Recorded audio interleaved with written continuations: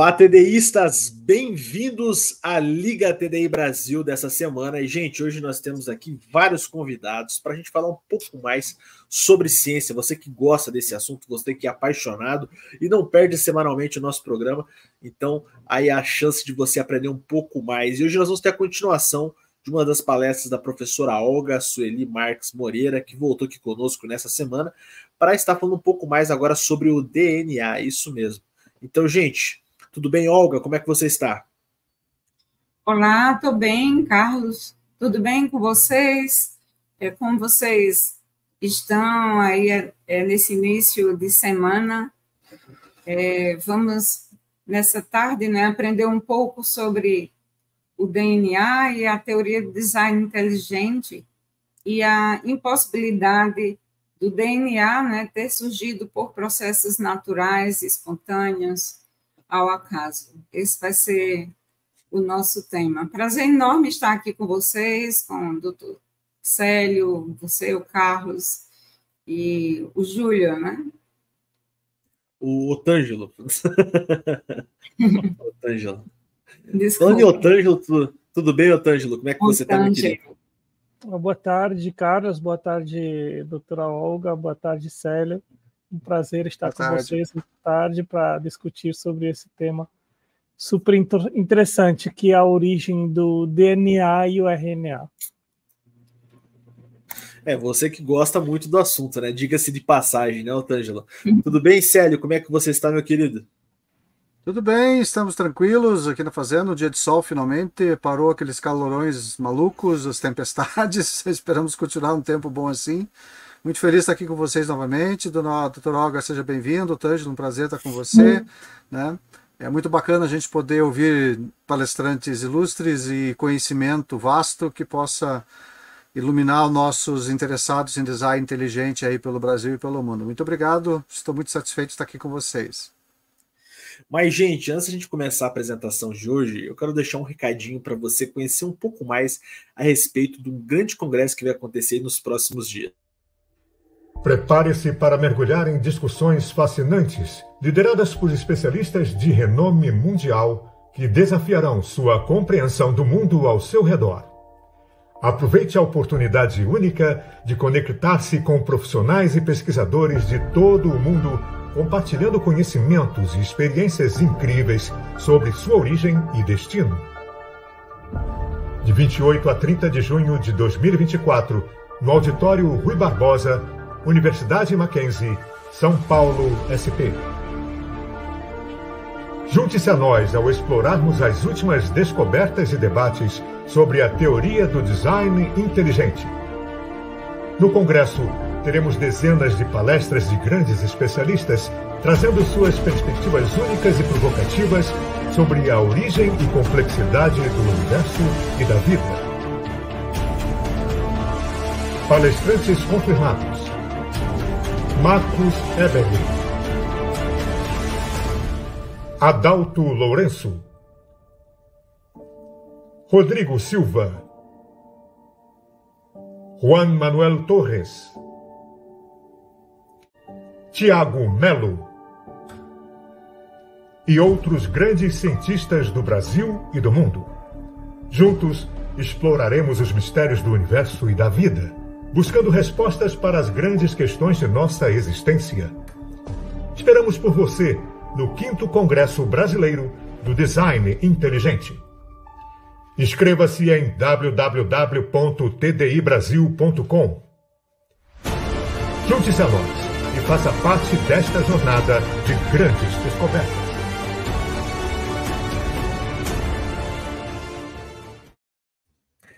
Gente, está chegando o 5º Congresso da TDI Brasil e você não pode ficar de fora de jeito nenhum, que será um grande congresso, gente. E você não pode perder, eu tenho certeza que cada um de vocês que forem participarem vão sair de lá conhecendo um pouco mais sobre TI e também ainda mais satisfeitos em poder ver um congresso científico, um congresso sério, com grandes palestrantes. E esse ano nós vamos ter um painel temático sensacional lá, comandado pelo professor Célio. Célio, conta um pouco para a gente como é que vai funcionar esse painel lá.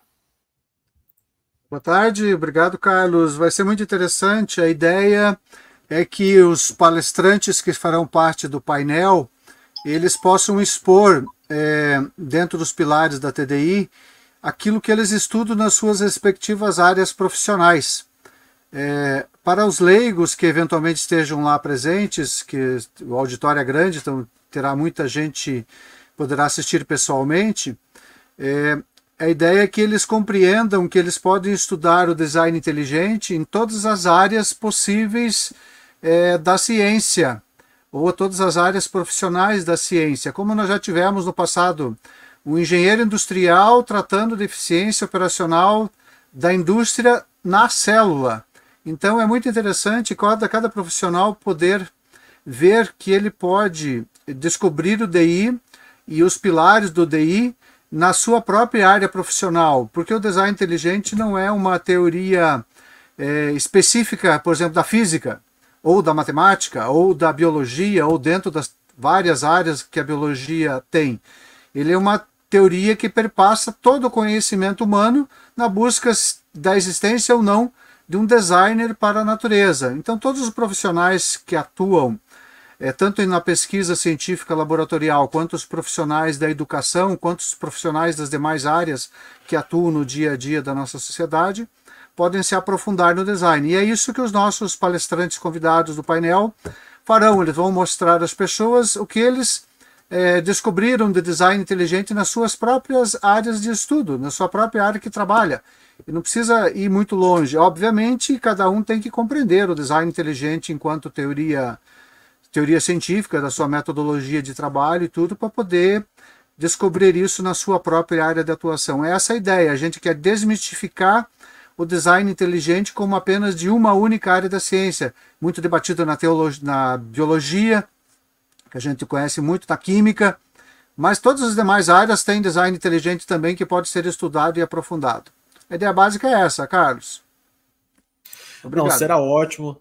Esse painel será comandado pelo professor Célio, com certeza será um dos nossos grandes painéis aí desse evento, né? Nós vamos ter 3 outros painéis e esse vai ser o painel do domingo. Então, você que estiver lá no domingo vai estar com o professor Célio, professor Rodolfo Paiva e outros grandes cientistas participando desse painel, que com certeza será sensacional. E também no domingo teremos vários estreantes, né? Domingo costuma ser a data e o dia onde muitos estreantes como palestrantes surgem, né? A Olga palestrou no passado, uma palestra sensacional, né, no domingo.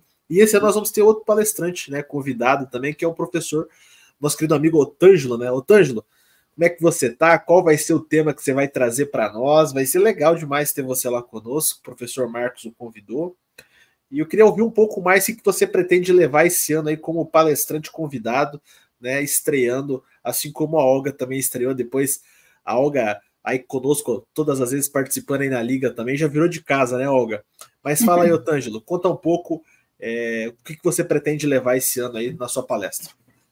Sim, para quem me conhece um pouquinho a minha trajetória, eu sou formado em desenho industrial na Suíça e o primeiro livro que eu escrevi sobre o design inteligente foi sobre a origem da vida. E o título da palestra vai ser O Argumento do Fabricante das Fábricas Químicas, ou seja, o Paley 2.0. O Paley, que foi um grande pioneiro, vamos dizer assim, 200 anos atrás, ele trouxe essa ideia do universo ser como um relógio complexo e que isso apontaria para um designer, que seria o criador do universo, né? E eu acho que a célula, com toda essa pesquisa nos últimos 70, 80 anos, ela tem demonstrado que ela é não apenas de maneira analógica, mas literalmente química. E eu tenho descoberto muitas paralelas entre a minha profissão como desenhista industrial, que faz desenhos para máquinas que são usadas na indústria, e a célula, que também usa máquinas moleculares feitas em base de informação especificada e complexa, e essas máquinas servem nessa grande orquestra de células que são fábricas químicas, que elas fazem os próprios compostos, os blocos de construção da própria fábrica. Então, o tema vai ser sobre isso. Legal demais. Então, gente, domingo promete, teremos aí professor Célio, professor Otângelo, vai ter painel da especialização também. A professora Olga vai ser uma das que vai falar pelo painel da especialização ali, né, contando um pouco mais a respeito de DI, né, o que é estudado, o que é buscado dentro da academia, muito interessante. Então, domingão promete. Você que está indo para o congresso, com certeza vai ver essas 3 grandes figuras aqui participando lá, que será sensacional. Mas, Olga, hoje aqui nós vamos falar sobre DNA, isso mesmo. É um assunto muito legal, muito debatido aqui dentro da TDI, e nós hoje não vamos ficar de fora, com certeza nós vamos conversar um pouco mais. Então, gente, antes da Olga começar, vocês estão vendo um QR Code bem no canto da tela? Lança ali no QR Code, faça a sua inscrição, não perca a possibilidade de participar desse grande congresso, tá? Ó, essa semana eu vou ficar incomodando vocês por causa de um detalhe. Nós temos aí um palestrante misterioso que irá participar. Esse cara é extremamente famoso, tá? Extremamente famoso. É um dos mais famosos do design inteligente mundial e ele estará no congresso esse ano. Eu ainda não posso revelar o nome dele, não posso revelar quem irá vir, mas eu quero que você comente aqui embaixo, tá? Comente aqui embaixo e se você acertar, você vai ganhar um cupom que vai te dar 20% de desconto no congresso desse ano, tá bom? Então, assim, ó, quem será o palestrante misterioso que irá participar esse ano, que é um dos maiores nomes da TDI mundial? Você tem uma chance só, não adianta mandar 40 nomes que não vale, tá? Então você tem uma chance só, tá? Comente aí qual é o nome que você acha. Se você acertar, nós vamos responder e colocar o cupom que vai te dar 20% de desconto para você estar participando do congresso esse ano. Então, não se esquece de comentar agora, aproveitar aí nos comentários, e se você tiver sorte, né, se o acaso lhe ajudar, talvez você consiga ganhar esse desconto. Aproveite o QR Code aqui na tela, tá? E é muito fácil de você escrever. Basta você entrar em www.tdibrasil.com, tá bom? Gente, é isso aí. Olga, agora fique à vontade, tá? A palestra aí é sua, então fique à vontade. Vamos lá. Fiquei curiosa, viu, Carlos, em relação a esse palestrante misterioso. Será que vai ser o Steve Maia? Eu não posso falar nada, Esse congresso está prometendo, não é, gente? Está prometendo e o anterior já foi sensacional e esse quinto, com certeza, vai ser muito legal para todos os participantes, vai ser bastante enriquecedor, né, nessa área que está cada vez mais crescendo e se estabelecendo, né, que é a teoria do design inteligente. Então, vamos falar nessa tarde sobre o DNA, a teoria do design inteligente e também vamos aprender um pouco por que o DNA ele não poderia ter surgido por um processo natural, né, espontâneo, não guiado ao acaso, né, como é defendido na teoria da evolução. E vamos entender também um pouco dos problemas, né, que o DNA apresenta em relação à evolução química, né? Porque uma das teorias, né, da evolução, porque a evolução ela é dividida na evolução química, né, depois seguida da evolução biológica e depois a macroevolução. Então, nós vamos nos deter nesse momento na parte da evolução química e sobre as impossibilidades de uma molécula como o DNA ter surgido a partir desse processo evolutivo. Para isso, nós vamos iniciar vendo um pouco sobre o que seria a teoria da evolução e em seguida da teoria do design inteligente. Então, a teoria da evolução, ela fala, né, que a Terra primitiva, lá nos primórdios, ela seria formada de dióxido de enxofre, trióxido de enxofre. Esse dióxido de enxofre, ele teria passado por algumas reações químicas que veio a surgir o trióxido de enxofre e o SH2. E aí, esses compostos, eles são altamente venenosos, corrosivos. O SO3, do trióxido de enxofre, ele é responsável pela formação da chuva ácida. Então, era um ambiente extremamente quente, venenoso, e que não tinha nenhuma possibilidade de formar matéria viva. Só que, segundo a teoria evolutiva, esse ambiente ele foi passando por algumas modificações, alguns processos químicos, que posteriormente levou à formação desses 4 elementos básicos, que é o metano, né, o metano, amônia, o hidrogênio e a água no estado de vapor. E aí nós já vemos alguns problemas, né, dessa atmosfera primitiva no tocante à origem da vida. Quais seriam esses problemas?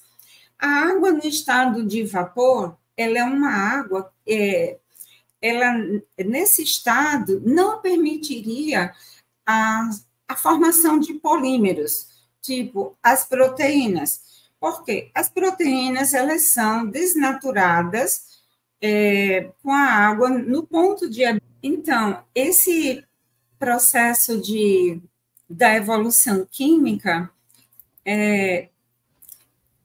levou à formação de uma atmosfera formada por metano, amônia, o hidrogênio e a água no estado de vapor.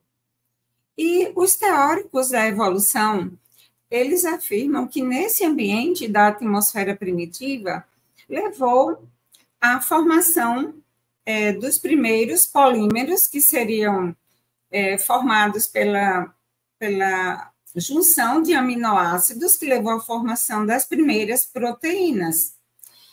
E, analisando esses slides, nós já podemos observar alguns problemas com essa composição química da atmosfera primitiva. Primeiro, o metano e a amônia, principalmente a amônia, deixaria esse ambiente extremamente tóxico, né, venenoso. O hidrogênio tornaria a água muito ácida. Os oceanos primitivos, com uma quantidade muito alta de hidrogênio, se tornaria um ambiente extremamente ácido. E em um meio ácido não existe nenhuma possibilidade para a síntese de polímeros, a exemplo das proteínas. Quando, por exemplo, no nosso organismo, o pH está muito baixo, é um pH ácido, então as proteínas são desnaturadas. Só que no nosso corpo existem as reações de tamponamento, que são reações químicas extremamente complexas, que fazem o ajuste, né, dessa variação do pH. Mas nesse ambiente aí da atmosfera primitiva não existiria, não ocorreria essas reações de tamponamento, até porque o ambiente não permitiria isso acontecer.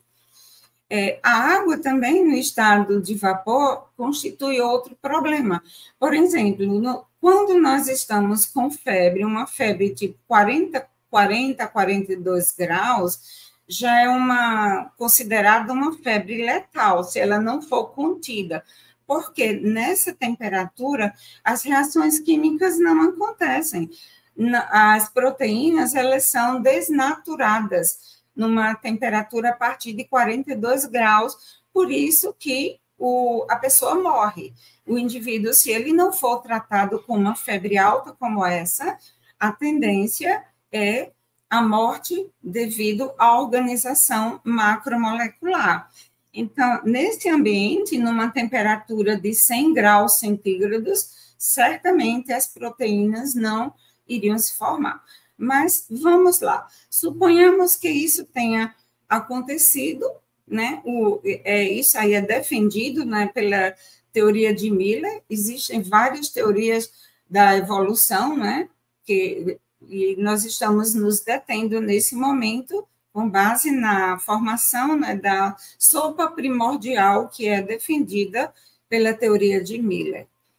E o ambiente também da Terra primitiva era um ambiente redutor, ou seja, ele não apresentava oxigênio, porque era aquela questão, se apresentasse oxigênio, não iria permitir que as reações químicas acontecessem, né? O oxigênio, ele é um altamente estressante para a célula, ele causa o estresse oxidativo na célula e a desorganização macromolecular, porque leva à produção de explosões de radicais livres. Então, na teoria de Miller, a atmosfera era redutora, não tinha oxigênio. E a gente já pensa, então, como que, se não tinha oxigênio, como que aconteceu a origem dos primeiros aminoácidos que levaram à formação dessas proteínas, né? Uma vez que essas moléculas, elas dependem do oxigênio, assim como do carbono, para serem formadas. Mas, com base nessa teoria, o processo evolutivo ele foi acontecendo de forma natural e levou à origem, não se sabe como, da primeira célula procarionte, que, posteriormente, essa célula procarionte, através de um mecanismo chamado endossimbiose também, que a teoria evolutiva não explica, teria formado as primeiras células eucariontes. Então, imagina que, por processos naturais, em um ambiente como esse, átomos como nitrogênio, o oxigênio, que, como era uma atmosfera redutora, não existiria, mas para a formação dos aminoácidos teria que existir hidrogênio, e num ambiente como esse levou à formação das primeiras bases nitrogenadas, adenina, guanina, citosina e uracila. A gente pode imaginar assim, imagina uma sopa com aquelas letrinhas que a gente compra, aquele macarrão de letrinhas lá no supermercado, né? Aí a gente coloca essas letrinhas dentro dessa sopa e deixa ali ao acaso para ver se por um processo natural aquilo ali se organizaria e levaria a estruturas moleculares complexas. A exemplo de polímeros como proteínas, DNA e RNA. Mas, supostamente, sem uma base, sem evidências científicas, os defensores dessa teoria afirmam que as bases nitrogenadas foram formadas, né? Isso faz parte da evolução química, adenina, guanina, citosina e timina também, e a uracila, que faz parte do RNA. Depois, isso se auto-organizando, levou à formação de RNA, depois DNA, e também a formação das primeiras proteínas. Sendo que, para a formação de proteínas, existe uma máquina molecular extremamente complexa quanto ao funcionamento, que são os ribossomos. Então, não existe nenhuma possibilidade de proteína ser formada sem a existência do ribossomo. E outra questão é que a base da biologia molecular é que DNA sintetiza RNA e RNA sintetiza as proteínas. Então, não existe um mecanismo contrário a esse. A única exceção é a transcriptase reversa, que sintetiza um cDNA, não é, sem seguir essa linha da base da biologia molecular, que é o DNA sintetiza RNA e RNA sintetiza proteínas. Então, a teoria evolutiva informa que nesse ambiente formou os primeiros procariontes, e a simbiose de procariontes levou à origem da primeira célula eucarionte extremamente complexa. Essa teoria é chamada endossimbiose, Na teoria da endossimbiose também é defendida que organelas como cloroplastos e as mitocôndrias entraram num processo de simbiose que depois foi compartimentada e evoluiu para uma célula eucarionte. Esses processos evolutivos jamais foram passados pelo método empírico, não existe nenhuma evidência científica. Tudo que a gente lê sobre evolução, as pessoas que a defendem afirmam que surgiram os procariotos, e surgiu a primeira célula, e os intervalos, né, entre esses processos, eles não são explicados, né?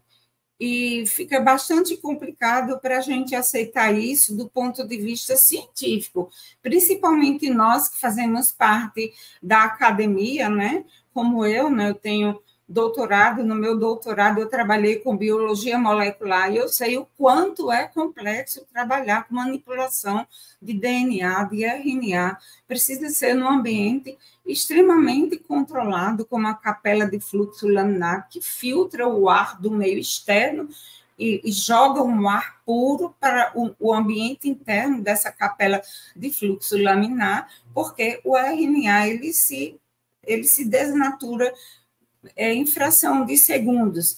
Então, sempre houve o ambiente físico, que é esse que nós estamos visualizando aqui na imagem inferior à direita, e o ambiente biológico. Esse ambiente biológico, que é representado, por exemplo, pelo nosso corpo, ele é separado do ambiente físico através da nossa pele. Existe uma proteção de toda a nossa estrutura interna, tanto a nível molecular, como as estruturas celulares, assim como dos nossos órgãos. Essa proteção é feita pela pele e pelo sistema imunológico. Então, não existe nenhuma possibilidade de vida surgir em um meio agressivo como esse da atmosfera primitiva, mas de acordo com o processo evolutivo, né, essa evolução química aconteceu, e aí entre o período pré-cambriano, onde só existiam os seres unicelulares, né, os organismos unicelulares, a exemplo das bactérias e as árqueas, e aí aconteceu um salto evolutivo entre o pré-cambriano e o cambriano, e aí a gente pergunta como que aconteceu a esqueletização dos animais entre esses dois períodos, né? Como que, do nada, no pré-cambriano, uma bactéria, uma árquea evoluiu para a formação do primeiro trilobita, e assim sucessivamente, até ao longo de milhões e milhões de anos chegar ao homem. Isso é algo que a gente precisa continuar questionando e não concordando, né? Até que isso seja provado, né? E a aprovação precisa ser pelos meios empíricos. Já a teoria do design inteligente, ela é respaldada na ciência. Por quê? Nós trabalhamos com modelos experimentais e também com o que nós temos hoje, os dados que nós temos hoje. Quais são os dados empíricos que nós temos hoje? O DNA, por exemplo, o RNA, as proteínas, nós podemos estudar os mecanismos complexos que envolvem a formação de uma molécula de DNA, o processo de transcrição, que é o DNA vai sintetizar RNA através desse processo de transcrição.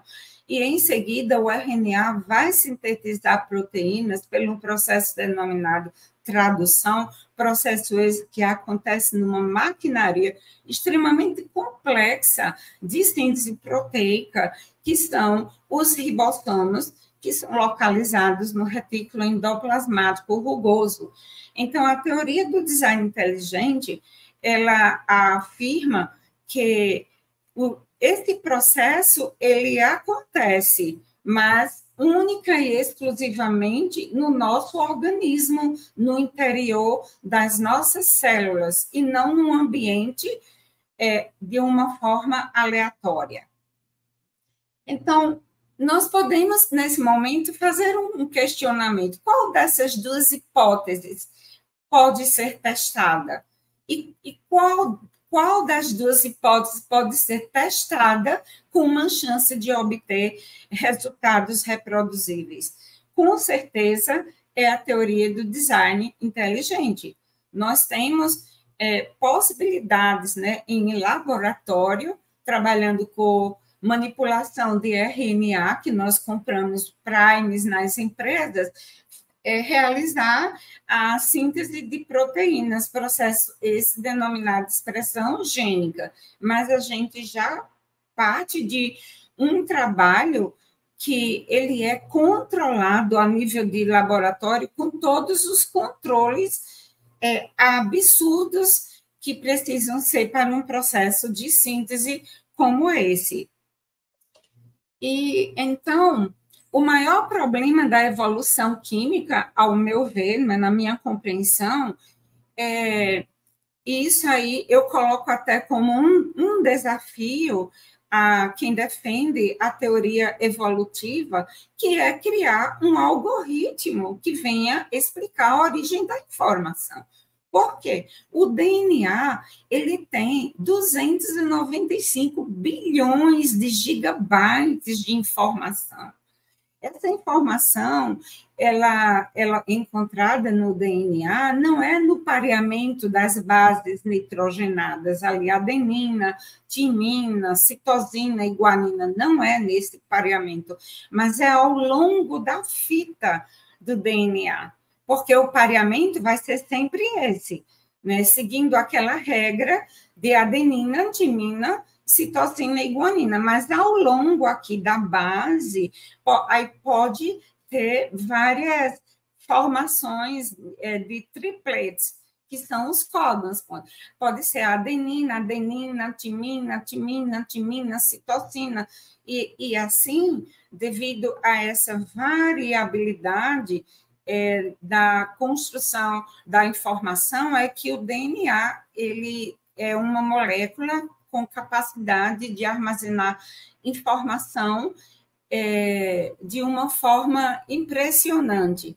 Nada nessa vida tem uma capacidade maior do que o DNA de armazenar informação. E eu vi um comparativo, que foi esse aqui, que eu encontrei na internet, que a informação contida no DNA equivale a 404 bilhões de CDs, com todos gravados e empilhados. Imagina, 404 bilhões de CDs, todos eles gravados com informações e empilhados um em cima do outro. Então, uma quantidade inimaginável de informação. Então, o desafio que nós, né, da teoria do design inteligente, fazemos aos defensores da teoria evolutiva é que crie um algoritmo que venha explicar de uma forma convincente a origem da informação. O DNA também ele é considerado a molécula da hereditariedade. E para que uma molécula seja considerada uma molécula hereditária, ela precisa ter essas duas capacidades, essas duas propriedades, né? Que é a capacidade replicativa, só o DNA tem, e a capacidade de armazenar informação. Então, RNA não tem capacidade replicativa. O que vem a ser essa capacidade replicativa? Que uma molécula de DNA, ele controla a sua autorreplicação. Uma molécula, ele tem a capacidade de gerar duas outras moléculas de DNA filhas, e a capacidade de armazenar informação, que já foi explicado no slide anterior. Então, o DNA, ela é uma estrutura incrivelmente complexa, né? Ela apresenta aqui é uma fita aberta, né? E ela apresenta no seu interior as bases nitrogenadas, a adenina se ligar à timina, vai ser sempre assim, através de 2 pontes de hidrogênio, e uma citosina vai se ligar à guanina através de 3 pontes de hidrogênio. Apresenta também um açúcar, que é a desoxirribose, e ligada ao açúcar, um grupamento fosfato. Então, aqui é fosfato, fosfato e a desoxirribose, que é uma pentose. E essas fitas também, elas são antiparalelas, ou seja, uma delas é no sentido 5' 3', e a outra é no sentido 3', 5'. E é outra propriedade extremamente importante do DNA, é que as ligações entre a pentose e o grupamento fosfato são ligações fortes, e são essas ligações, elas são denominadas fosfodiéster, enquanto que as ligações entre as bases nitrogenadas, elas são fracas. Então, por isso que permite que uma fita seja separada da outra durante o processo de replicação do DNA. Então, esta parte da fita, que é a parte central, que une as bases nitrogenadas, como são formadas por ligações fracas, que são as pontes de hidrogênio, permite que essas ligações sejam quebradas e essa molécula seja separada, o fato que permite a sua replicação. Enquanto que as ligações laterais, elas são ligações fortes e são hidrofílicas também. Então, isso faz com que a molécula de DNA, quando ela se afasta, porque ela é formada por uma dupla alfa-hélice, e quando essa fita ela se afasta por processos controlados por proteínas, então, essa parte forte da estrutura molecular, ela não se desfaz, ela se mantém quimicamente estável. E isso é bastante interessante, porque se não acontecesse essa manutenção da estrutura lateral do DNA, a molécula se desorganizaria e não teria possibilidades de acontecer a replicação. Outra questão importante é que essa estrutura central do DNA, formando 3 ligações entre a citosina e a guanina com 3 pontos de hidrogênio, e a ligação seguinte entre a adenina e timina com 2 pontos de hidrogênio, faz com que a molécula ela fique com uma certa assimetria, e daí ela gira formando a dupla hélice. E existem outros fatores químicos também que estão relacionados com a formação da hélice da molécula de DNA. Então, aqui é só para a gente compreender o que é um monômero, né? Porque o nucleotídeo que forma o DNA, que ele é um monômero, ele é formado por essas estruturas aqui. A pentose, que no DNA é a desoxirribose, no RNA é a ribose. O grupamento fosfato e a base nitrogenada. Como é que essa estrutura de DNA cresce? Pela adição desses monômeros. E esse crescimento da fita de DNA vai acontecer tanto durante a replicação do DNA, quanto também na transcrição dessa fita, certo? E aí nós vemos nessa estrutura, então, complexidade especificada. Por que especificada? Porque essa estrutura química só esta molécula tem. Então, é específica dela, essa composição química. O DNA, ele é totalmente diferente do RNA. Por quê? Primeiro, o DNA é dupla fita, o RNA é única fita.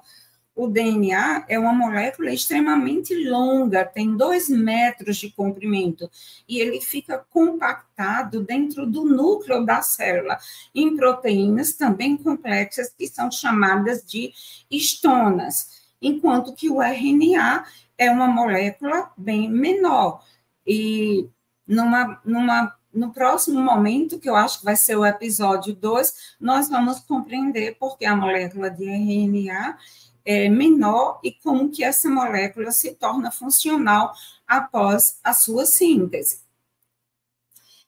Então, aqui nós temos podemos observar a estrutura do núcleo da célula. Então, a célula, né, eucarionte, ela é delimitada por uma membrana, que é chamada membrana plasmática ou plasmalema, e entre essa membrana e o núcleo existe o citoplasma. É no citoplasma onde estão localizados as estruturas subcelulares, tais como mitocôndrias, retículo endoplasmático liso, que é responsável pela síntese dos fosfolipídios, que são constituintes da membrana celular, o retículo endoplasmático rugoso, que é assim denominado porque apresenta ribossomos na sua estrutura, e assim sucessivamente. Existem os lisossomos e outras estruturas. E aqui o núcleo, que é delimitado por uma membrana nuclear, que é denominada carioteca, e essa membrana, como mostra nessa imagem ao lado, ela apresenta uns furos, e através desses poros do núcleo, que o RNA mensageiro sai do interior do núcleo e vai para o citoplasma. Esses poros, eles têm um tamanho específico, e a distância entre um e outro é calculada nanometricamente. E a distância exata entre os poros, e eles têm também um sistema de abertura e fechamento, sistema esse que é composto por um complexo proteico. E a abertura e o fechamento é controlado por mecanismos de sinalização molecular que acontecem no interior do núcleo. Então, quando a molécula de RNA, esse mensageiro, é sintetizada a partir do DNA, então, essa molécula de RNA mensageiro, ela vai sair do interior do núcleo através desses poros. No interior do núcleo também existem os nucleólidos, que são responsáveis pela síntese dos ribossomos. Então, a gente fica assim pensando, como que aconteceu a síntese de proteínas, não é, naquela sopa primordial? Impossível. Como que aconteceu a síntese dos RNA mensageiro, transportador, RNA ribossômico, aleatoriamente, naquela sopa primordial? Jamais, totalmente impossível. E o DNA, ele é replicado também no interior do núcleo. Todo o processo de replicação do DNA é no núcleo, e uma vez replicado, ele é compactado nessas proteínas que são chamadas histonas. E as histonas, elas estão assim, elas têm 4 complexos proteicos, que são formados por proteínas H2A, histonas, né? 2A, histonas, 2B, histonas 3 e histonas 4. E quando esse complexo proteico ele é sintetizado a partir do próprio código genético, essa estrutura apresenta essa organização fantástica. Então, a fita de DNA, após a sua síntese, ela é enrolada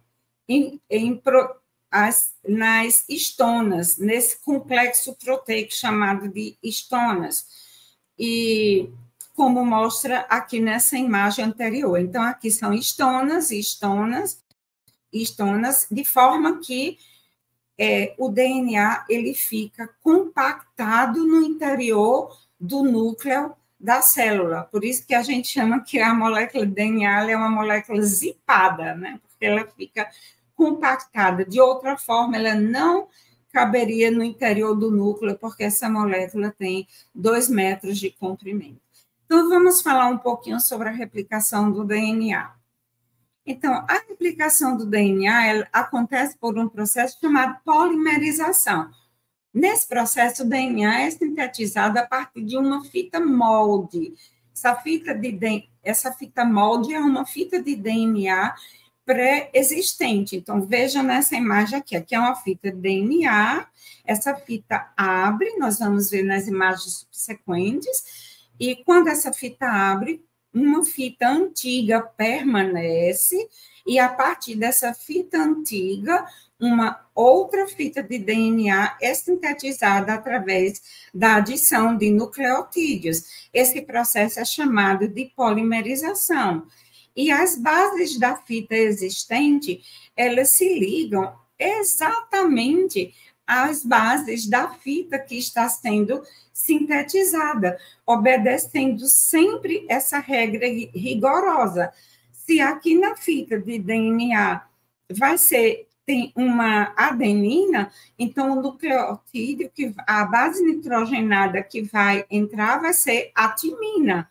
E essa base nitrogenada livre, ela vai estar disponível no nucleoplasma, que é o líquido que está contido dentro do interior do núcleo. Então, essas bases nitrogenadas, elas vão sendo adicionadas e assim a molécula DNA vai crescendo. Então, a síntese de nova fita de DNA, ela vai ser sempre e sempre complementar a si mesma. E ela constitui uma nova cópia da informação hereditária. E a maneira pela qual essas informações são copiadas no mundo vivo é exatamente essa. Todos os seres vivos existentes, eles apresentam, né, o mesmo código genético e apresentam essa mesma estrutura de DNA, assim como o seu tamanho. Então, a replicação do DNA acontece da seguinte forma. Para que aconteça a replicação, que significa a duplicação da fita do DNA, esse processo ele depende de proteínas. Não é? Existem proteínas que regulam a replicação desta molécula. Aí daí vem aquela pergunta, o dilema do ovo, né, e da galinha, que é um dilema filosófico, né? Quem veio primeiro? Foram as proteínas ou foi o DNA? Porque a replicação do DNA ou a formação do DNA depende de proteínas. E para que aconteça a síntese de proteínas, pelo processo de tradução, esse processo depende do DNA. Então, são fenômenos interdependentes. Eu acho que eu fui clara, né, nessa explicação. Então, é um dilema. Quem surgiu primeiro, o DNA ou as proteínas? São mecanismos moleculares interdependentes. Então, acontece o seguinte, vejamos que aqui é uma molécula de DNA, certo? E essa proteína aqui, central, que ela tem o formato de uma figura geométrica, um triângulo, né? Essa proteína é chamada de helicase. Então, a helicase vem e ela vai abrindo a fita. Antes que a helicase abra a fita, existe uma proteína chamada topoisomerase, que ela enfraquece o nível de tensão que existe na hélice dessa dupla fita, alfa-hélice. Então, a topoisomerase, ela alivia o nível de tensão. Em consequência disso, essa fita desenrola. Então, aqui a fita DNA está enroladinha e aqui ela está aberta, porque ela foi desenrolada pela topoisomerase. Aí entra a enzima helicase e abre essa fita. E aqui tem uma fita e aqui outra fita.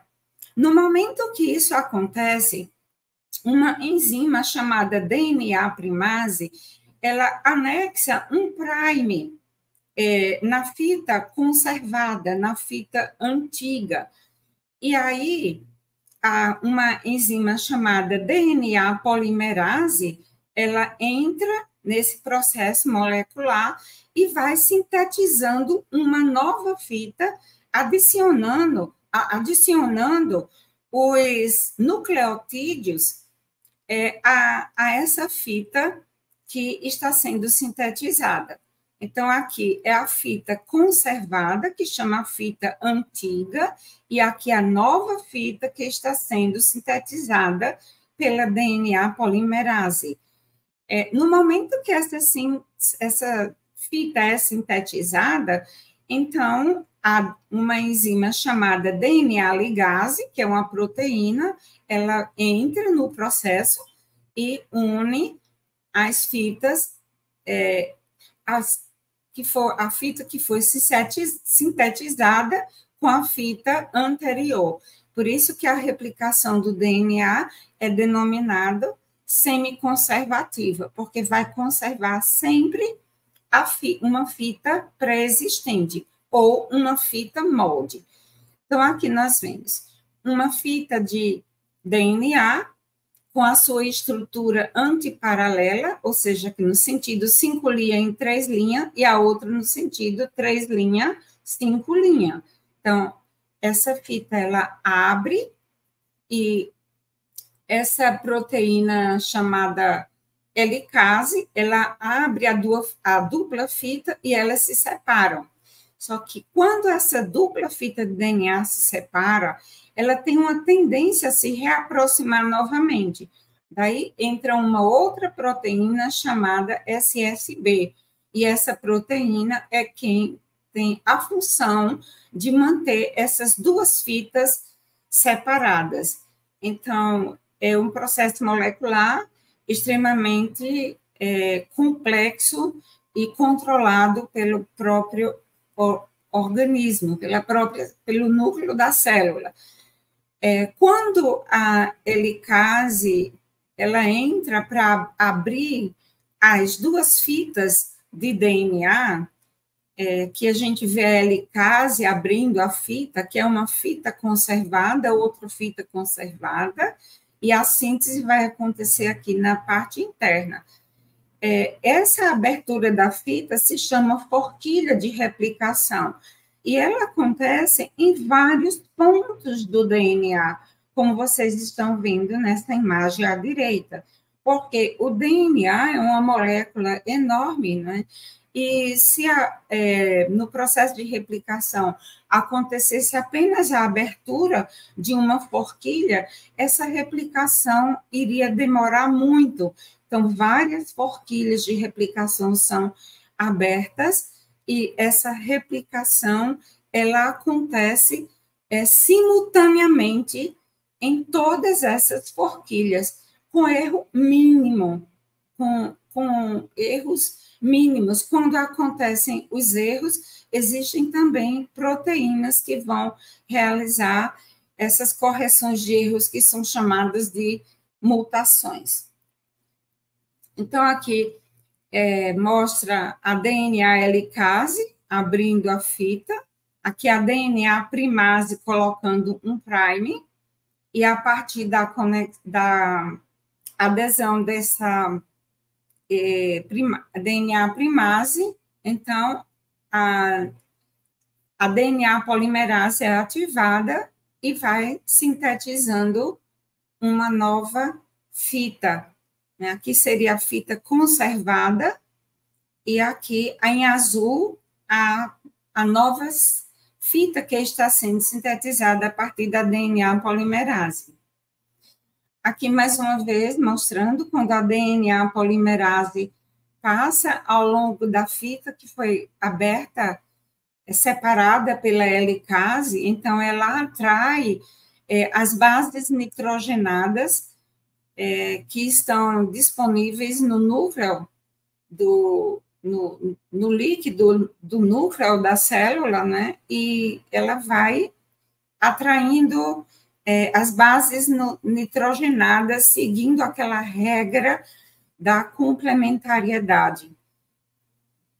E a replicação da fita, como eu já falei, ela é semiconservativa, e existe outro processo molecular que é extremamente complexo.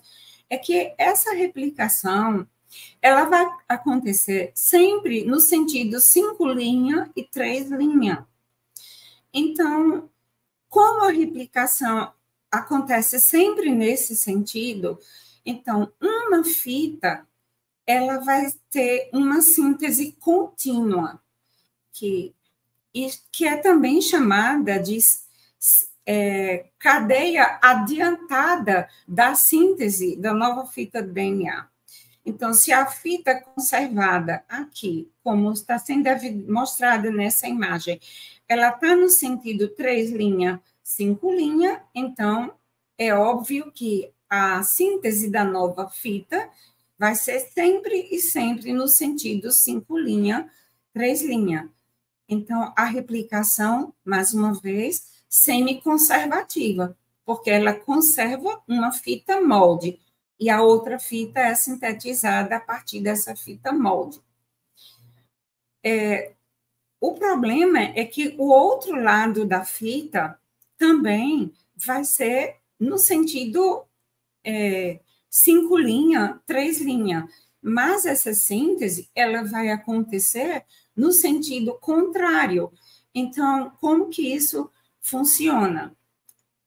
Uma enzima, que é um tipo proteico, ela vai adicionar um prime, que é a DNA primase, adiciona um prime, e aí vem a DNA polimerase e faz a síntese a partir desse prime, que é no sentido 5', 3'. Aí a DNA primase entra novamente, coloca outro prime, adiciona outro prime, e aí acontece a síntese de outro fragmento pela DNA polimerase, no sentido 5' e 3', e assim sucessivamente. Depois que isso acontece, então vem uma outra enzima e remove os primes que foram adicionados. E aí, uma enzima chamada DNA ligase entra no processo e faz a ligação entre esses fragmentos. Por isso que a síntese dessa fita, que é realizada no sentido oposto a essa fita anterior, é chamada de cadeia lenta, porque a síntese ela é descontínua. E o nome desses fragmentos de síntese são chamados de fragmentos de Okazaki, em homenagem ao seu descobridor. Então, a regra da replicação do DNA vai ser sempre essa, semiconservativa, porque conserva uma fita como molde, a fita antiga conservada, vai ser sempre no sentido 5' e 3'. Uma fita ela vai ser sintetizada de forma mais rápida e contínua, é chamada cadeia adiantada, também conhecida como cadeia líder, enquanto que a outra fita ela é sintetizada no sentido oposto e de forma descontínua, sintetizando os fragmentos de Okazaki. Após a replicação do DNA, ele é condensado nas proteínas chamadas histonas e ele vai ser mantido no interior do núcleo em forma de cromatina. E na fase da divisão celular chamada intérfase, então esse DNA ele se apresenta na forma de cromossomos. Então, basicamente, essa complexidade que eu queria mostrar para vocês, fica agora a análise, né, para nós estarmos assim, perguntando a nós mesmos, seria possível um processo molecular complexo como esse interdependente entre si, porque a replicação do DNA, que significa a síntese de duas novas fitas a partir de uma fita pré-existente, teria esse processo possibilidade de acontecer ao acaso? É óbvio que não. A lógica diz que não. É um processo extremamente complexo, com todos os processos bioquímicos e moleculares que até então foram descobertos e que acontecem no nosso corpo. Não existe nenhuma possibilidade de um processo como esse ter acontecido aleatoriamente, ao acaso, naquela sopa primordial na qual os fenômenos não foram controlados. Como já falei, eu já trabalhei com manipulação de RNA e de DNA no meu doutorado, principalmente o RNA, ele se desnatura facilmente, contaminou a amostra, você já perdeu o experimento. Por isso que a gente trabalha com capela de fluxo laminar, porque ali dentro o ar é puro. E é isso, fica essa aula para a gente analisar as possibilidades desses eventos moleculares, né, acontecerem através de evolução natural ou através de design inteligente. Eu fico com o design, e processo evolutivo e teoria de design inteligente é o debate do século, é o grande debate do século.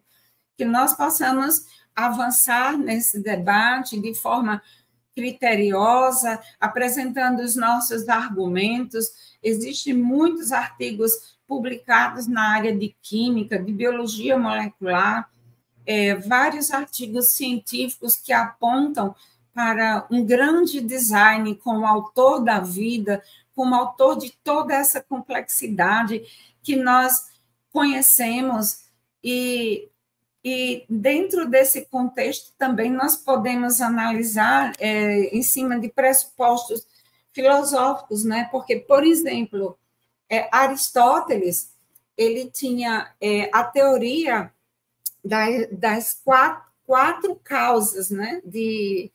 Que é conhecida como a teoria das 4 causas de Aristóteles, que através dessas 4 causas, que são denominadas material, formal, eficiente e final, ele explica que tudo que existe, só existe possibilidade de existir se o processo passar por essas 4 causas.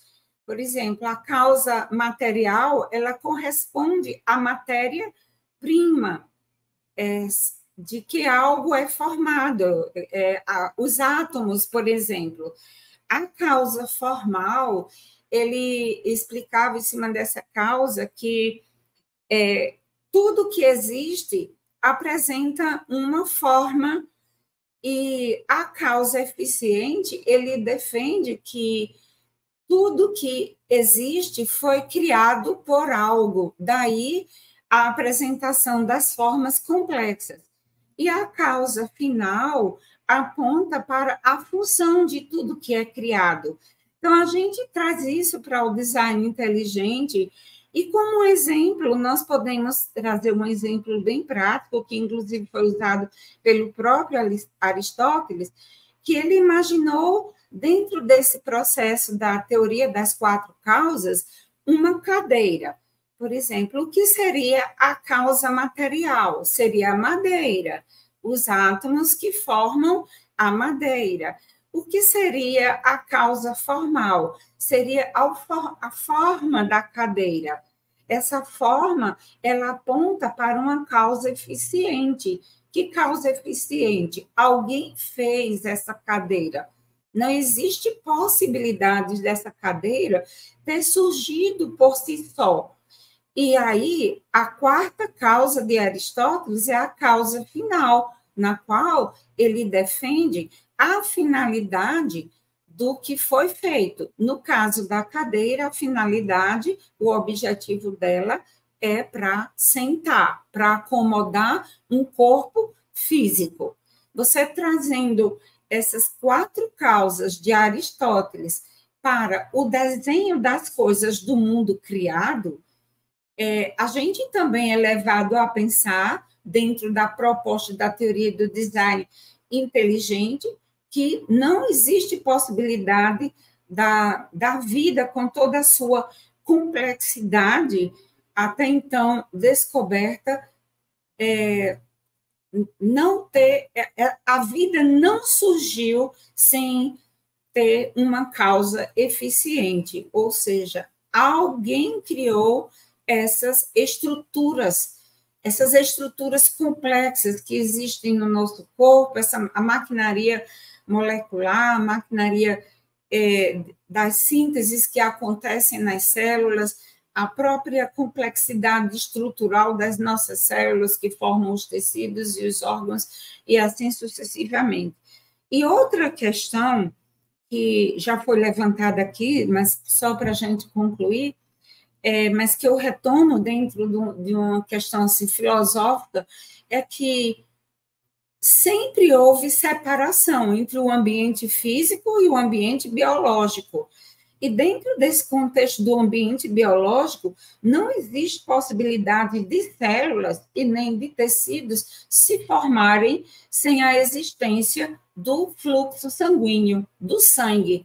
Não tem, porque as nossas células recebem os nutrientes e o oxigênio para os seus processos metabólicos através do fluxo sanguíneo. Então, como que naquele ambiente primordial essas células surgiram do nada e se organizaram em tecidos, e como esses tecidos sobreviveram sem a presença da corrente sanguínea, do fluxo sanguíneo, como que uma estrutura como o sangue se autoformou por si só.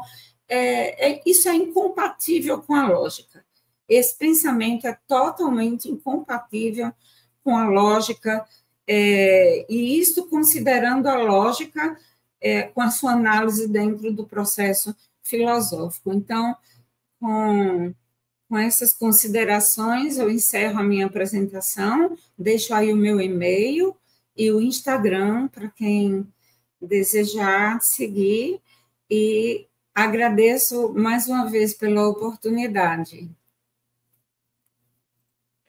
Espera aí, estou arrumando aqui. Perfeito, Olga, muito obrigado. Quero agradecer também pela essa palestra, que foi sensacional, acho que deu boas explicações. Vamos começar então a nossa conversa aqui. Vamos começar com o Otângelo, então. Otângelo, você que já escreveu livro sobre isso, se interessa muito pelo assunto, você tem alguma pergunta para a Olga, alguma consideração? Fica à vontade. Você está mutado, Otângelo. Sim, muito obrigado, doutora Olga. Eu achei uma palestra excelente, muito esclarecedora também para quem não já está familiarizado com os conceitos. Deu para entender muito bem a complexidade que é a replicação do DNA. E eu acho que o que você mencionou também, a complexidade irredutível, que é o conceito que foi trazido por Behe, nós vemos isso em todos os níveis e esferas na célula. Ou seja, se você tem todo esse mecanismo pronto, já formado, como todas as proteínas que estão envolvidas na replicação do DNA, mas se você, ao mesmo tempo, não tiver também toda a maquinária pronta para fazer a transcrição e a tradução da informação no DNA, para fazer a produção das proteínas, não faz sentido nenhum você apenas fazer a replicação do DNA. Você precisa toda essa maquinária pronta desde o início, porque uma não tem função com a outra. Então, isso aí é uma evidência claríssima que aponta para o design inteligente, ou seja, precisa de um projetista que pensou, teve antevidência, o que estaria precisando para ter vida, e depois de instanciar desde o início toda essa maquinária para que a célula depois pudesse começar a se autorreplicar e produzir toda a maquinária necessária para fazer depois todos os componentes que estão sendo necessários para a célula poder funcionar. Então, eu acho que isso aí foi muito bem esclarecido por você, doutora Olga. Muito obrigado pela palestra. E assim eu passo a palavra para Célio. Obrigado, Tângelo. Obrigado, Olga. Foi excelente palestra técnica. Eu aprecio muito as palestras técnicas do design inteligente para que as pessoas leigas que não conhecem a teoria ou conhecem muito superficialmente possam compreender o que nós estamos questionando. Você falou replicação celular. A gente tem, por aí é só consultar na internet, informação de que temos aí de 50 a 70 bilhões de duplicações celulares por dia num corpo humano, e dependendo do tamanho da pessoa, obviamente, né? E você vê esse processo que é cheio de passos. Eu não sei se alguém já chegou a contar todos os passos que demandam para cada uma dessa replicação, que é duplicada, triplicada bilhões de vezes por dia. É uma coisa inimaginável, você não consegue. Eu trabalhei tecnicamente em banco, você tinha uma série de passos de programação ou para fazer um processo, mas nada infinitamente menor do que os processos celulares. E você trabalha com átomos, você trabalha com as ligações de elétrons, mecânica quântica, né, para os elétrons se comunicarem da periferia do átomo com a periferia do outro átomo se encaixarem na mesma posição. Você usa a mecânica quântica, sei lá, talvez entrelaçamento de elétrons ou alguma coisa assim, de tal forma que eles se mantenham estáveis naquela posição. Então você manipular átomos, elétrons para criar um código é uma coisa inconcebível. Então aqueles que forem ver essa palestra, eu acho excelente. Eu não aprendi com esse detalhe na escola, era tudo muito superficial, até porque a gente aprendia biologia ali no início, talvez do segundo grau. Hoje eu não sei como é que tá os esquemas de currículo escolar. Você não vê nada disso. Qualquer aluno que visse isso que nós vimos aqui agora ia ficar abismado. Aí, se ele fosse para uma aula de biologia com teoria de evolução, coitado do professor, ia ser escrachado, porque não tem sentido esse tipo de argumentação. E todos os processos celulares, eles são, como você disse, eles são isolados do ambiente, em ambiente extremamente controlado, preciso. Nada está ali rodando por acaso, vamos me ligar aqui. Não, tem um processo controlado. Você tem teleologia, tem projeto e função, planejamento e função. Cada processo que acontece tem a sua função, né? Vou criar a segunda fita, vou replicar a primeira fita. É muito lento, então eu vou ter que fazer duplicação em várias partes ao mesmo tempo para acelerar o processo. Como é que pode isso? Não tem, é inconcebível. Eu realmente fiquei encantado com a sua palestra. Acho que qualquer um que for ver detalhes vai ficar maravilhado com isso. Eu trabalho com o Tângelo, fez também de RNA no livro dele lá, que é uma bíblia de DNA, RNA, uma coisa fabulosa, que recomendo o pessoal que quiser ir a fundo nisso, para entender justamente o que o design inteligente está questionando. Processos naturais, que a gente fala natureza, naturais, não existem processos naturais. Eu vou explicar. Existem processos sobrenaturais. Por quê? Primeiro tem planejamento. Segundo tem leis. E segundo tem leis físicas. As leis físicas não fazem parte da estrutura da natureza. Elas controlam as estruturas da natureza naqueles processos que elas estão. Então você tem um processo de planejamento que antecede as estruturas criadas, né? Como no DNA você tem leis físicas que controlam o funcionamento dos elétrons nas suas ligações com os átomos vizinhos. Você falou do átomo de hidrogênio, pares e bases e tal. As pessoas não se dão conta de que isso são estruturas físicas, vamos dizer físicas, né? Que se relacionam umas com as outras mediante regras. Regras extremamente precisas. E essas regras não é apenas o software do DNA, que é um software que nem os computadores e câmeras que a gente está utilizando aqui agora para fazer essa transmissão, né? Que controla esse processo. Existe um software mais subjacente, que são as próprias leis físicas utilizadas para fazer isso. Quer dizer, é um nível superior de organização, de planejamento e teleologia. Não é teologia, é teleologia, com propósito e função. Eu fiquei maravilhado, eu gosto muito disso, eu realmente fiquei encantado, muito obrigado. Foi uma excelente aula, espero que quem assistir aprecie como a gente está apreciando. Obrigado. O que é interessante também é que a própria estrutura da molécula ela não é aleatória, né? Ela tem um antiparalelismo. Uma fita no sentido 5 linhas, 3 linhas, a outra no sentido 3 linhas, 5 linhas. Se não houvesse esse antiparalelismo, essa fita não girava, né? Não formaria a hélice. Assim como também, se ali na parte interna, que une as bases nitrogenadas, se todas as pontes fossem tripla ponte de hidrogênio, a molécula também não iria formar dupla hélice. Então, como que naturalmente tudo se organizou assim? A natureza pensou, não, aqui vai ter que ser 3 pontes, ali vai ser 2, porque senão a molécula não vai girar, né, para formar a hélice. Então, você está falando muito exemplo por exemplo, de antevidência, porque quando a dupla fita se abre, se não existisse a proteína SSB, que mantenha a fita afastada, as duas fitas afastadas, se não fosse essa proteína SSB, a tendência das duas fitas é se juntarem novamente. Então, não aconteceria replicação. Então, a proteína SSB é um exemplo fantástico de antevidência. A helicase que abre a fita, se faltasse uma proteína dessa, se faltasse a helicase, se faltasse a topoisomerase, que alivia ali a tensão para desenrolar a fita no momento da replicação, se não existisse essas proteínas, não aconteceria replicação.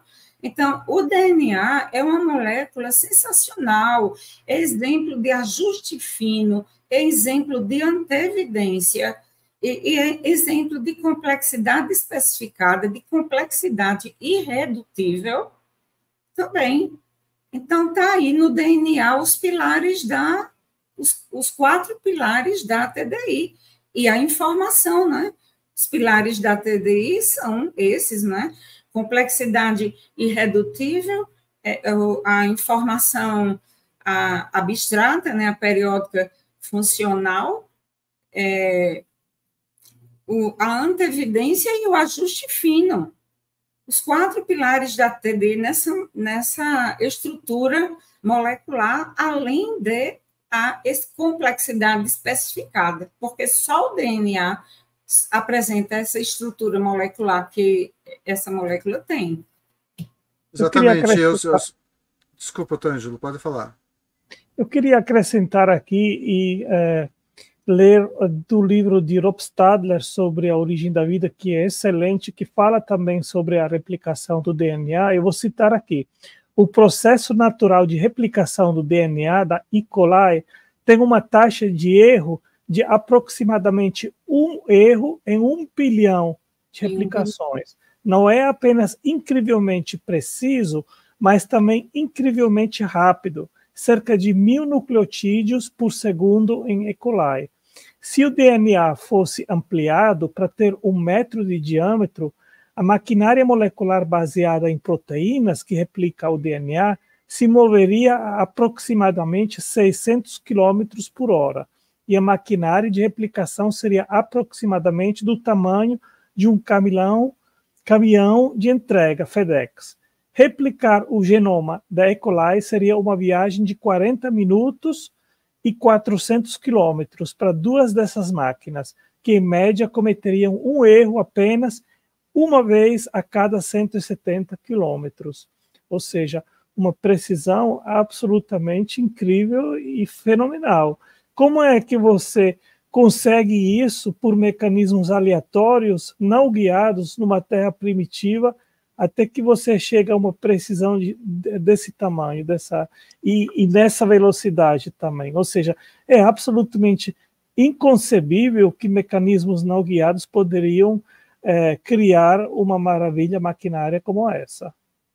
Eu gosto da palavra maquinaria ou nanomáquinas moleculares como um sinônimo das proteínas, porque as pessoas que ouvem proteínas acham que é uma coisinha aleatória, uma bolinha de átomos ou coisa parecida. Não, aquilo é uma máquina com uma estrutura 3D que funciona transformando energia, gerando energia de todas as maneiras que a gente imagina uma máquina no nosso mundo macro aqui fora.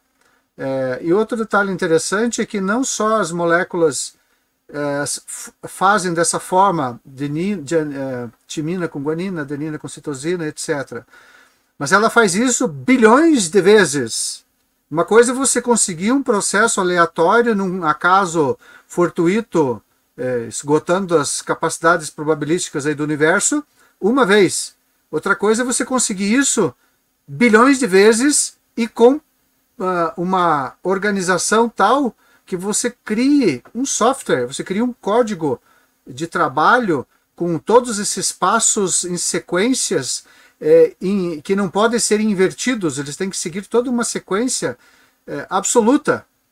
Né? Então, para mim, eu fico abismado realmente quando vejo que as pessoas imaginam que isso possa ter surgido ao acaso, até porque o acaso segue regras matemáticas, né? Probabilísticas. Obrigado, foi muito boa.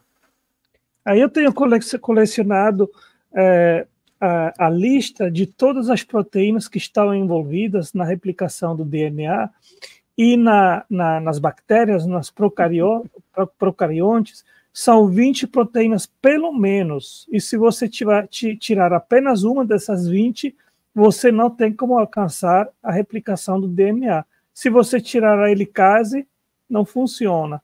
E assim todas as outras 20.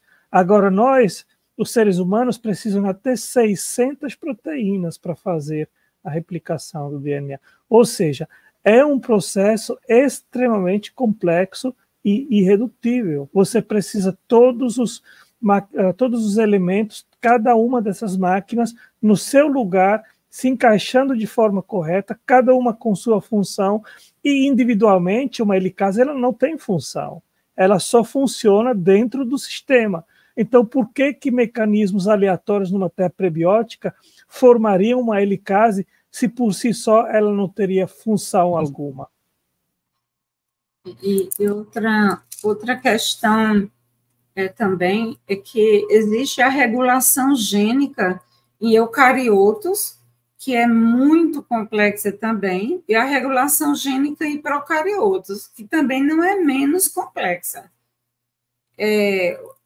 A regulação gênica do operon-LAC nos procariotos é algo assim sensacional. Na verdade, não existe nada simples nesse mundo criado, nada. Tudo que você é desafiado a investigar com aprofundamento, você vai encontrar um nível de complexidade de organização fantástico. Se o Carlos permitir aí, né, porque ele é quem comanda o canal, a gente pode fazer o episódio 2 dessa parte, daí eu posso trazer a parte de transcrição e tradução.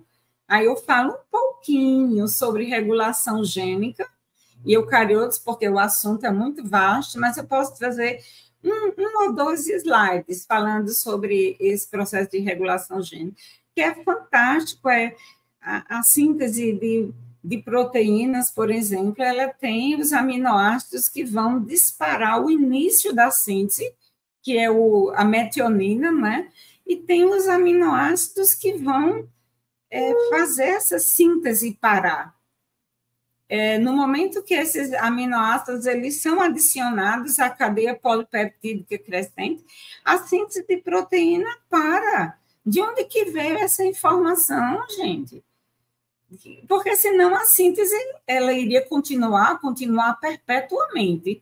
Mas existem os grupos de aminoácidos que, quando são adicionados na cadeia polipeptídica, a síntese para. E tem a metionina, porque toda síntese proteica começa com a metionina. que é um aminoácido específico que dispara a síntese da cadeia. Então, é muita complexidade, sabe? Muita complexidade para vir, assim, por um processo, como o senhor colocou, até o processo natural tem as regras, né, professor Célio? Mas eu diria assim, se a gente realmente quisesse entrar em todos os detalhes e a gente pararia apenas para estudar a tradução mediante o ribossomo, o que é fascinante é que o ribossomo praticamente é a máquina mais complexa dentro da célula, e ela é essencial, não existe vida sem o ribossomo, não existe vida sem a tradução. Nós temos uma palestra aqui na Liga TDI Brasil, da doutora Mariana Sá, só sobre o ribossomo. Foi aqui na Liga e também no Congresso da TDI Brasil que ela falou sobre o ribossomo. Se eu não me engano, está ali na nossa playlist do 5º Congresso e também na Liga TDI. Eu acho que foram 2 palestras assim complementares, né? Uma que foi feita para o Congresso e uma aqui para a Liga. Então, assim, é muito interessante. Acho que realmente poderíamos ter uma segunda parte desse tema aqui para o público novamente, se for o caso, Carlos. Eu achei muito interessante. Vamos fazer o seguinte, vamos confirmar então. Na próxima segunda-feira, esse vídeo aqui está sendo lançado. Para quem não sabe, ele não está ao vivo, tá, gente? Às vezes o pessoal fica escrevendo aqui, não está ao vivo. Então, assim, vamos fazer então na próxima segunda, no mesmo horário, pode ser então? Otângelo, você topa voltar? Celião, pode ser, Olga? Então, fechou. Pessoal, na próxima segunda, às 19h30 aqui no canal, tá? Nós vamos ter a segunda parte dessa live aqui com a continuação para nós entrar ainda mais a fundo nesse tema que vocês gostaram muito, né? O último vídeo que a Olga participou deu muita visualização, o pessoal gostou bastante do assunto, e agora sobre o DNA o pessoal vai gostar ainda mais, né? E Otângelo, vai preparando também alguma continuação depois do da Olga para nós fazer uma seleção desse assunto. Eu acho que vai ser ótimo. Pessoal, vamos para nossas considerações finais, só para não ficar muito longo. Celião, pode começar. Fiquei muito feliz em participar, aprendi muito, revi muita coisa que a gente estuda em livros aqui, mas você não trabalha com o dia a dia, acaba esquecendo. Foi um prazer estar aqui com a Olga, com o Otângelo, sou fã de vocês, o Carlão está sempre coordenando esse trabalho nosso, é magnífico, eu me aposentei para fazer isso, então imagina só, né, como é que eu fico, que nem o pato na lagoa ou lambari na sanga. Muito obrigado, uma boa semana para vocês, estamos aí sempre, que Deus nos ajude, um abraço. Olga, suas considerações. Então, eu acho que nós estamos vivenciando, tanto no Brasil, não é, como ao longo do mundo também, outros países do mundo, um momento assim, bastante importante, não é? Porque ele tem um caráter histórico. Não é? Todas as mudanças que aconteceram dentro do processo histórico, né? Tanto a filosofia como os eventos históricos, eles foram muito enfrentados, né? Sempre houve as oposições. A gente vê dentro da questão da filosofia, né? Quando Platão estava discutindo ali o mundo das ideias, né? Quando ele defendeu no seu livro, o Fedro, que existe um mundo material, mas existe também um metafísico. Ele afirmou isso no mundo das ideias, né, dele, do Platão, que existia esse mundo material, mas que existia também o mundo imaterial, que é um mundo mais sensível e que não é percebido pela razão, né?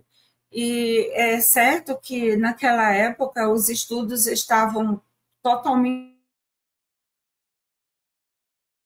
que era o Platão, o Pitágoras, tudo, mas mesmo também com o avanço da filosofia, quando entrou para a filosofia medieval, que veio as ideias do Aristóteles também, sobre essa questão, não é? Que a vida não é só matéria.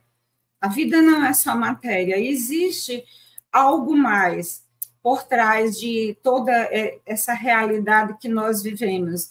Então, onde que eu quero chegar? Que nós, da TDI, nós estamos passando por um processo histórico, eu diria até que filosófico. Nós estamos fazendo história, e a nossa história, ela tem um grande valor. Ela tem um grande valor, porque nós estamos desafiando algo que era aceito como paradigma, né? Era a verdade absoluta, que não poderia ser questionada. E nós estamos aqui, nesse debate do século, trazendo, né, todos os esclarecimentos que, ao meu ver, são necessários para que, dentro desse processo histórico atual que nós estamos vivenciando, nós venhamos realmente fazer algo que vai ser importante para toda a humanidade, para toda a humanidade. É um evento histórico que a TDI está fazendo no Brasil e no mundo. Então, eu não sei se eu consegui assim, me colocar bem, mas assim, que a filosofia, ela teve o seu papel histórico. Quando Aristóteles defendia a abiogênese, isso foi acreditado naquela época durante 100 anos. Assim como a teoria da evolução, ela já tem mais de 100 anos que vinha sendo creditada, né, acreditada e sem ser contestada. Ninguém tinha a coragem de contestar, até que esse desafio, né, chegou a alguns cientistas que hoje fazem parte da TDI, né, e que, inclusive, o próprio Charles Darwin, ele fala, né, ele coloca no livro dele que, se fosse descoberto alguma estrutura que não teria possibilidade de ter surgido e se desenvolvido por um processo evolutivo, a minha teoria estava arruinada. Então, estão aí várias estruturas que estão sendo apresentadas, né, como estruturas extremamente complexas e irredutíveis, com ajuste fino, e que estão aí desafiando ou derrubando, por melhor dizer, a teoria da evolução. Então, eu queria dar essa ênfase a esse marco histórico, a esse processo histórico que nós da TDI estamos fazendo no Brasil e no mundo, se contrapondo a essa teoria evolutiva que, por mais de um século, permeou as mentes, né, das pessoas, principalmente o mundo acadêmico. Era isso que eu gostaria de deixar aqui para esse momento final, e agradecer ao convite do Carlos, e agradecer mais uma vez pela oportunidade, que venha outros momentos para a gente estar aí dando continuidade a esse debate do século. Otângelo, suas considerações? Sim, eu acho que o tema da origem da vida, ela nos favorece muito, porque o discurso nos últimos 160 anos, desde que Darwin veio com nem diria teoria, mas hipótese dele, esse discurso sempre favoreceu, de certo modo, os proponentes do naturalismo, porque trazia supostamente uma explicação de como as espécies diversificaram. E isso tem sido como uma grande fortaleza e usada a desfavor do criacionismo. Mas, a mais que a ciência tem progredido e trazido todos esses níveis de complexidade à luz, isso tem nos demonstrado que a evolução que ela se limita, na verdade, apenas tentando explicar a biodiversidade, ela é muito restrita e ela não explica todos os outros fenômenos que precisam de uma explicação.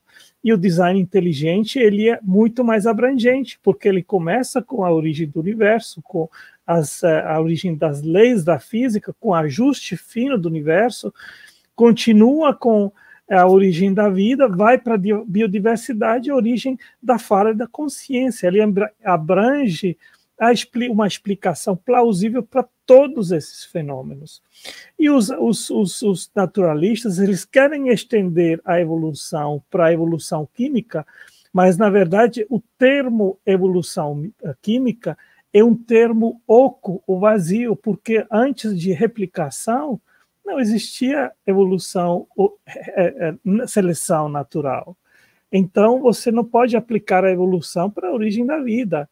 E o Louis Pasteur, ele foi muito, já há 150 anos, ele foi muito claro, ele disse: um pouquinho de ciência lhe afasta de Deus, mas mais ciência lhe traz mais próximo de Deus. E hoje nós realmente estamos num momento da história humana muito privilegiado, porque nós temos todo esse conhecimento que a ciência tem trazido à tona, que nos serve como evidência para nos apontarmos justamente para um Criador que é necessário para criar o universo, que é necessário para ajustá-lo para que as coisas possam funcionar, que é necessário para criar as leis da física, que é necessário para fazer os códigos, que não são apenas o código genético, são centenas e centenas de códigos genéticos necessários para que possa existir organismos multicelulares.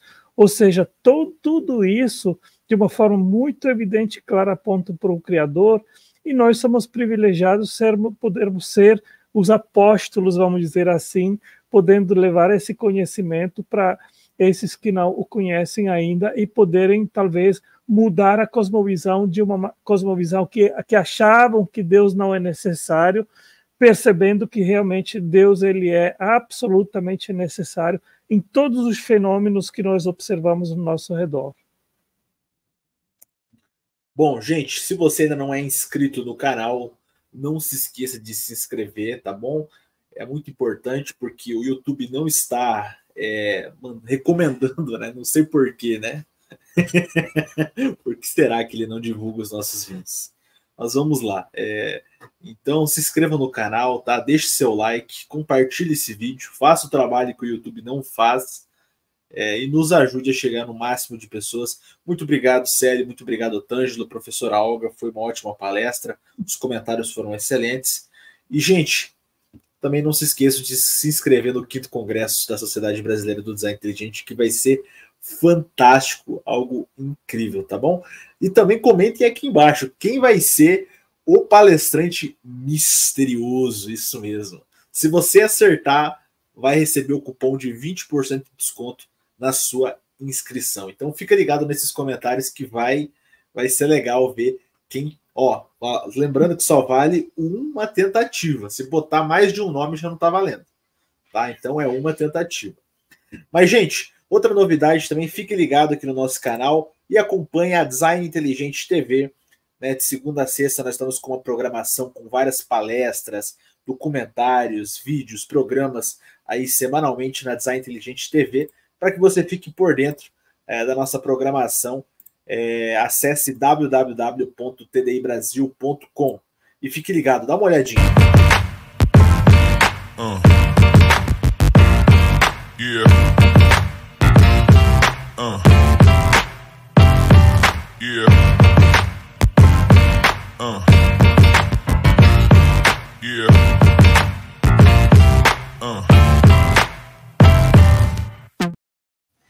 É isso aí, gente. Então, fica ligado, segunda a sexta, Design Inteligente TV vai ter vários vídeos que vocês já assistiram aqui. Tem vídeo antigo, gente, lá do primeiro congresso, que o pessoal nem assiste mais, tá passando para vocês acompanharem.